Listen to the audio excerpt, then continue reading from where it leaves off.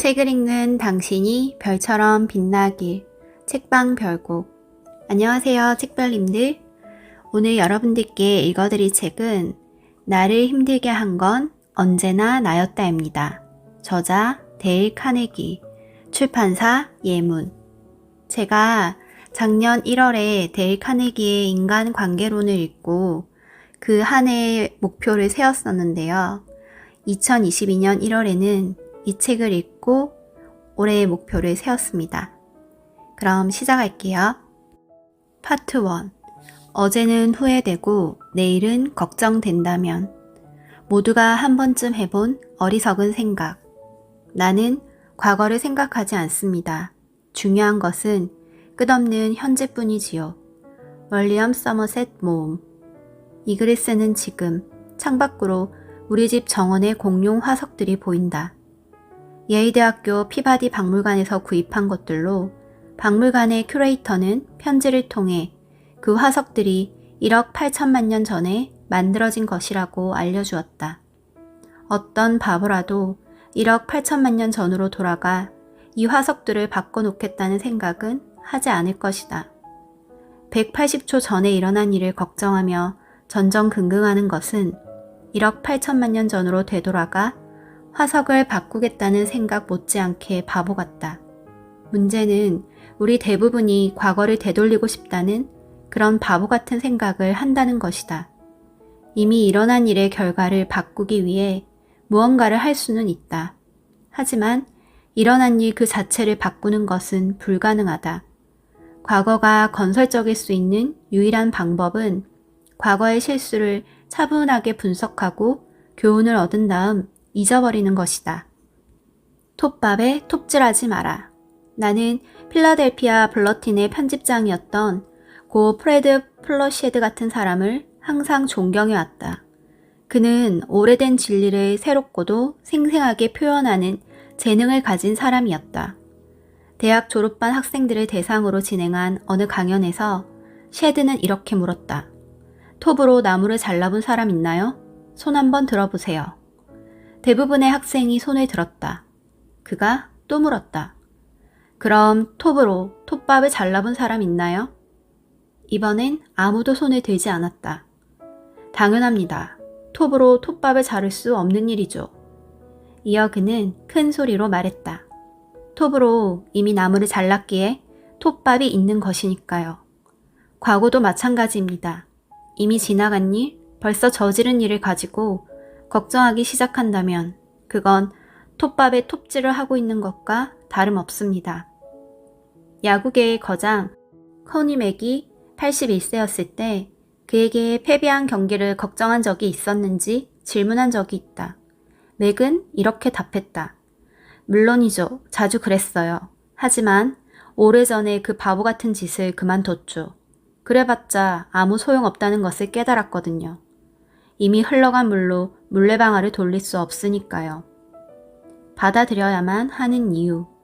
중국의 철학자 리니탕의 산문집 생활의 발견에는 다음과 같은 구절이 나온다. 진정한 마음의 평화는 최악의 상황을 받아들이는 데서 비롯된다. 그것은 심리적인 에너지의 해방을 의미한다. 바로 그것이다. 최악의 상황을 받아들일 때 우리는 더 이상 잃을 것이 없게 된다. 잃을 것이 없다는 것은 자동적으로 이제 얻을 일밖에 남지 않았음을 의미한다. 걱정은 여백의 시간을 비집고 나타난다. 당신은 움츠리기보다 활짝 피어나도록 만들어진 존재입니다. 오프라 윈프리. 걱정할 시간이 없다. 제2차 세계대전이 한창일 무렵 윈스턴 처칠이 하루 18시간을 일하며 했던 말이다. 엄청난 책임감으로 인해 걱정이 많지 않으냐라는 누군가의 질문에 그는 이렇게 대꾸했다. 너무 바빠서 걱정할 시간이 없습니다. 걱정에게 시간을 허락하지 마라. 바쁘게 사는 것만으로도 걱정을 몰아낼 수 있는 것은 왜일까? 심리학자들이 밝혀낸 가장 기본적인 법칙에서 그 이유를 찾을 수 있다. 즉, 아무리 똑똑한 사람도 한 번에 한 가지 이상 생각하지 못한다는 것이다. 믿기지 않는가? 그렇다면 한 가지 실험을 해보자.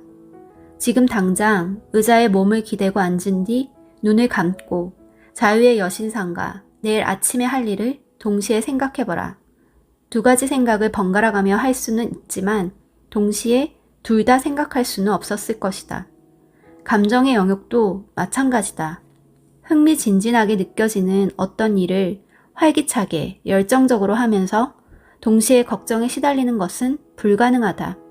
한 가지 감정이 다른 감정을 몰아내기 때문이다. 이 단순한 발견으로 인해 전쟁 시기 군의관들은 기적을 행할 수 있었다.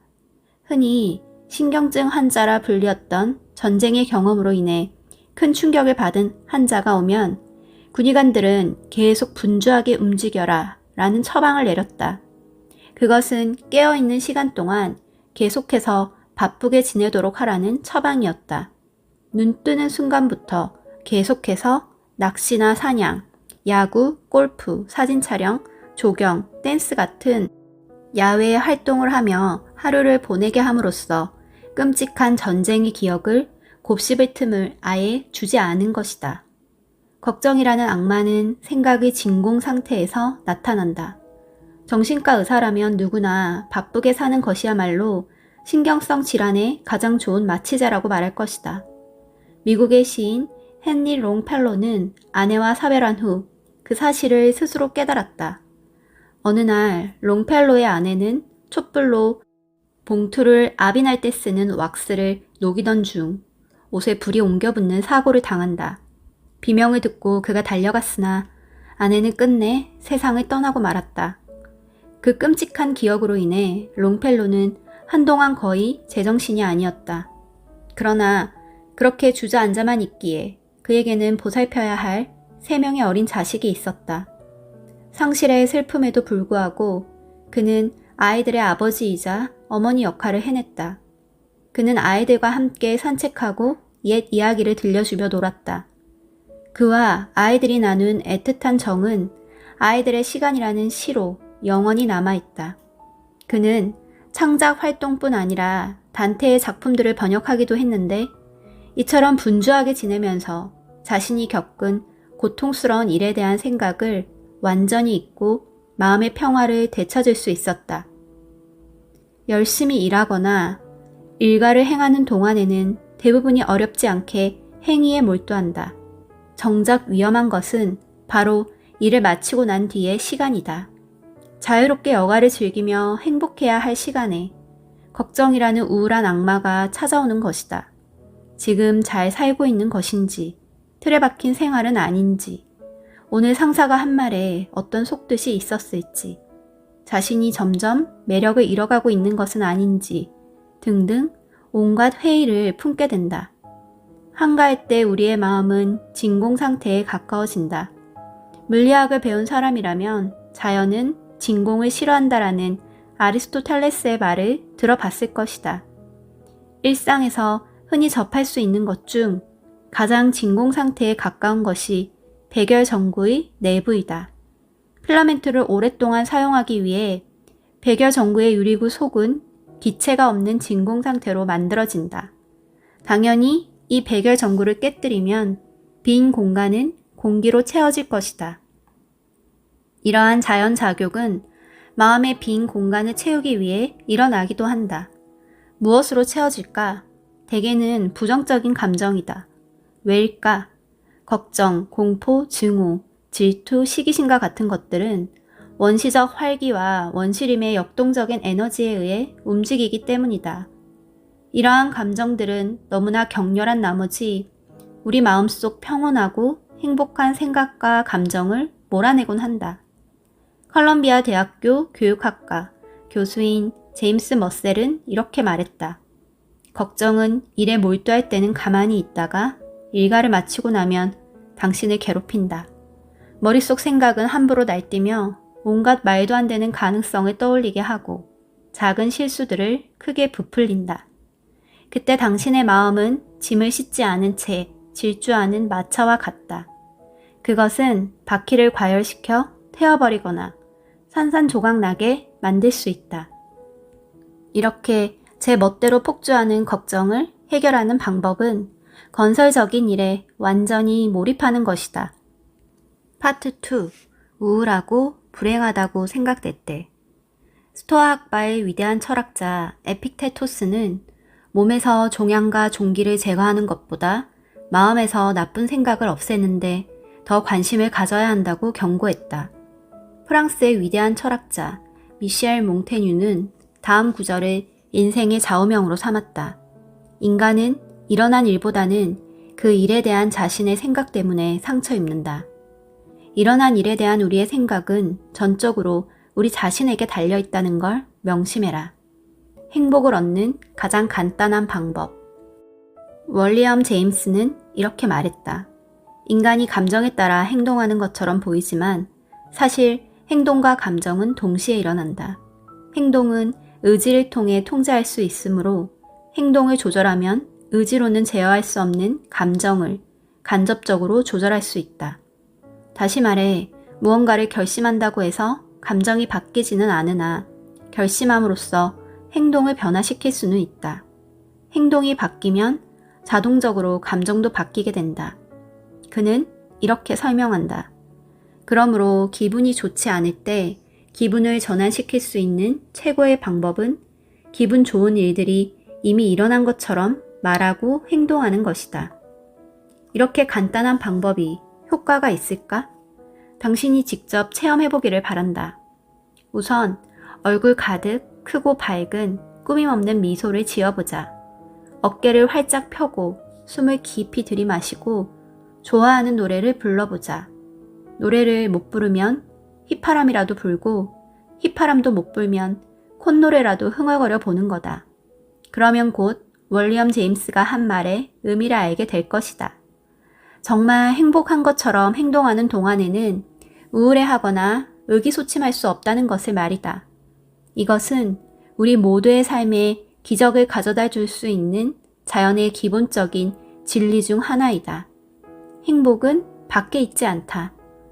사람들이 나와 만나는 걸 즐겁게 여기길 바란다면 먼저 나부터 사람들을 만나는 걸 즐겨야 한다. 나는 사업가들에게 상대를 정해 일주일간 매일 1시간씩 그에게 미소를 지으라고 조언하고 다음 강좌에서 그 결과를 알려달라고 했다. 어떻게 되었을까? 여기 뉴욕에 사는 증권 중개인인 윌리엄 스타인하트의 편지를 한번 보자. 그의 이야기가 딱히 특별한 것은 아니다. 사실 수백 개의 전형적인 사례 중 한 가지에 불과하다. 그 말인즉 여러분에게도 똑같은 일이 일어날 수 있다는 이야기다. 저는 결혼한 지 18년이 넘었습니다. 그동안은 아침에 일어나서 출근할 때까지 아내에게 미소를 짓거나 말을 건네는 일 없이 살았습니다. 지독히도 무뚝뚝한 남자였죠. 그러다가 미소와 관련된 경험을 해보라는 선생님의 이야기를 듣고 딱 일주일만 시도해보기로 했습니다. 이튿날 아침 머리를 빗으면서 거울에 비친 뚱한 표정의 저 자신을 향해 혼잣말을 했습니다. 빌, 오늘부터 그 심술궂은 표정은 지워버리자고. 이제부터는 웃고 살 거야. 바로 지금 이 순간부터 말이야. 그리고 아침 식사 자리에 앉으며 아내에게 잘 잤어 여보?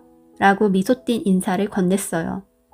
강연에서 당신은 아내가 놀랄지도 모른다고 미리 경고했었죠. 하지만 아내의 반응은 상상 이상이었습니다. 당황해 했을 뿐 아니라 심지어는 충격을 받은 것 같더라고요.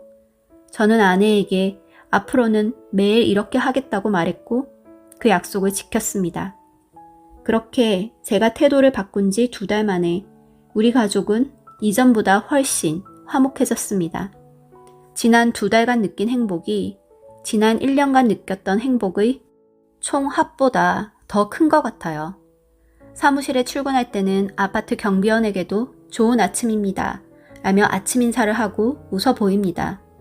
지하철 매표원에게 거스름돈을 부탁할 때도 미소를 짓고 주식 거래소에서는 최근 들어 한 번도 웃어 보이지 않은 사람들에게 미소를 건넵니다. 그러다 보니 제가 미소를 보이면 사람들도 제게 미소로 화답해준다는 사실을 알게 되었습니다.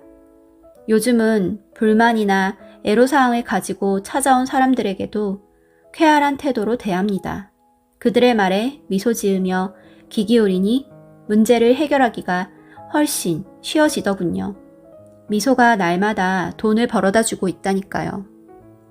저는 다른 주식 중개인과 사무실을 함께 사용하고 있는데요. 그의 부하 직원 중 호감이 가는 청년이 한 명 있었습니다. 저는 의기양양해하며 그 친구에게 새롭게 배운 인간관계 철학에 관해 이야기해 주었습니다. 그러자 그 친구도 솔직히 처음 사무실에 나왔을 때는 저를 고약한 심술쟁이로 생각했지만 최근에는 완전히 다시 보게 되었다고 말해 주었습니다. 저는 일하면서 비난하거나 비판하는 것을 그만뒀습니다. 대신에 감사의 말을 전하고 칭찬합니다. 제가 무엇을 원하는지 이야기하는 것도 그만뒀습니다. 지금은 다른 사람의 관점에서 보려고 노력하고 있어요. 이런 노력들은 제 삶에 혁명적인 변화를 가져왔습니다. 저는 완전히 다른 사람이 되었어요. 더 행복하고 부유하며 더욱 충만한 우정과 행복을 누리게 되었습니다. 인생에서 가장 중요한 것들을 얻은 겁니다. 당신도 웃으면서 살고 싶지 않은가? 어떻게 해야 할까? 간단하다. 2가지 방법만 실천하면 된다. 첫째, 억지로라도 미소를 지어보라. 둘째, 혼자일 때면 휘파람을 불거나 콧노래를 흥얼거리도록 하라. 이미 행복한 사람처럼 행동하면 정말 행복해질 것이다. 윌리엄 제임스의 이 말을 되새겨보자. 인간이 감정에 따라 행동하는 것처럼 보이지만 사실 행동과 감정은 동시에 일어난다. 행동은 의지를 통해 통제할 수 있으므로 행동을 조절하면 의지로는 제어할 수 없는 감정을 간접적으로 조절할 수 있다. 그러므로 기분이 좋지 않을 때 기분을 전환시킬 수 있는 최고의 방법은 기분 좋은 일들이 이미 일어난 것처럼 말하고 행동하는 것이다. 이 세상 모두가 행복을 추구한다. 그 행복을 얻는 가장 확실한 방법이 있으니 그것은 바로 생각을 조절하는 것이다. 행복은 밖에서 오는 것이 아니라 우리의 마음속에서 나온다. 파트 3. 현실이라는 벽에 가로막힌 것 같을 때 긴장과 압박에서 벗어나기 위한 조언. 펜실베니아 대학 의과대학원 교수 존 스토크스 박사는 논문에서 환자의 정신 상태에 대해 확인해야 할 것들이라는 제목으로 11가지 항목을 열거했다. 그 목록의 첫 번째 항목은 다음과 같다. 꼭 해야 한다는 의무감, 끝없이 펼쳐져 있는 할 일들. 책상을 치워라. 시카고의 노스웨스턴 철도회사의 사장 롤란드 윌리엄스는 말한다. 책상에 온갖 잡다한 일과 관련된 서류를 높이 쌓아놓은 사람이라면 지금 하고 있는 일과 관련된 서류만 남기고 나머지는 치워버리십시오. 그러면 훨씬 쉽고 정확하게 일할 수 있다는 걸 알게 될 겁니다. 올바른 정리정돈이야말로 일의 능률을 높이는 첫걸음입니다. 워싱턴 DC에 있는 국회 도서관에 가면 천장의 짧은 글귀를 볼 수 있다. 그 글귀는 시인 알렉산더 포프가 남긴 것이다. 질서는 하늘의 제1법칙이다. 업무의 제1법칙도 질서여야 한다. 하지만 우리는 어떠한가? 직장인의 책상 위에는 대개 몇 주째 들여다보지 않은 서류들로 어수선하다. 뉴올리언스의 어느 신문사 사장은 비서에게 책상 정리를 부탁했다가 무려 2년 만에 잃어버린 줄 알았던 타자기를 찾았다고 한다. 회신하지 않은 편지와 보고서, 메모가 널려있는 책상은 바라보는 것만으로도 혼란, 긴장, 걱정을 불러일으킨다. 어쩌면 그보다 더 나쁜 결과를 가져올 수도 있다. 책상을 볼 때마다 할 일은 많고 시간은 없다라는 생각이 계속되는 바람에 긴장과 피로가 생겨나고 고혈압, 위궤양까지 얻을 수 있다. 중요한 순서대로 일하라. 전국적 규모의 석유회사 시투거의 창립자 헨리 도어티에 따르면 급여를 아무리 많이 줘도 찾기 힘든 2가지 능력이 있다고 한다. 값에 매길 수 없는 그 2가지 능력이란 첫째는 사고하는 능력이고 둘째는 중요한 순서대로 일할 수 있는 능력이다.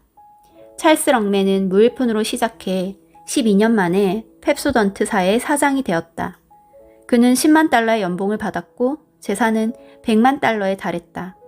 렁매는 자신이 성공한 것은 헨리 도어티가 말했던 바로 그 돈으로 얻을 수 없는 두 가지 능력 덕분이라고 단언했다. 그는 이렇게 말했다. 제가 기억하는 한 아주 오래전부터 저는 새벽 5시에 일어났습니다. 새벽 5시가 하루 중 아이디어가 가장 잘 떠오르는 시간이기 때문이죠. 생각을 잘 할 수 있기 때문에 그 시간에 하루 일정을 짜고 중요한 순서대로 일할 수 있도록 계획을 세웁니다. 만일 세계적인 아일랜드의 극작가 조지 버나드 쇼가 중요한 일을 먼저 한다는 원칙을 엄격히 지키지 않았다면 그는 성공한 작가는커녕 일생을 은행원으로 살았을 것이다. 그는 하루에 5장의 글을 쓴다는 계획을 세웠다. 9년 동안 그가 벌어들인 돈은 다 해봐야 $30로 하루에 고작 1페니 정도를 벌어들인 셈이지만 그 계획 덕분에 9년이라는 참담한 기간 동안 매일 5쪽의 글을 써나갈 수 있었다. 책임을 혼자 지려 하지 마라.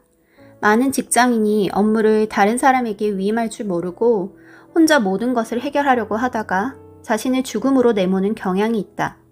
혼자서 책임지려다 보니 이런저런 잡다한 업무에 짓눌려 갈피를 잡지 못하고 초조와 불안, 걱정, 긴장에 사로잡힌다. 업무를 위임하는데 익숙해지기란 쉽지 않다. 나도 잘 안다. 그것은 내게도 대단히 어려운 일이었다. 엉뚱한 사람에게 권한을 맡겼다가는 자칫 재앙에 가까운 일이 발생할 수 있다는 것 역시 경험으로 알고 있다. 하지만 당신이 관리자라면 권한을 위임하는 일이 아무리 어렵다 해도 반드시 해내야만 한다. 걱정과 긴장, 피로를 예방하기 위해서 말이다. 사업을 크게 일구고도 조직화하고 위임하고 관리하는 법을 배우지 못한 사람은 대개 50대나 60대 초반에 긴장과 걱정 때문에 생긴 심장 질환으로 잠든다. 믿기 어렵다고? 당장 포털사이트 뉴스의 사회면을 한번 확인해 봐라. 여기까지 오디오북 잘 들으셨나요?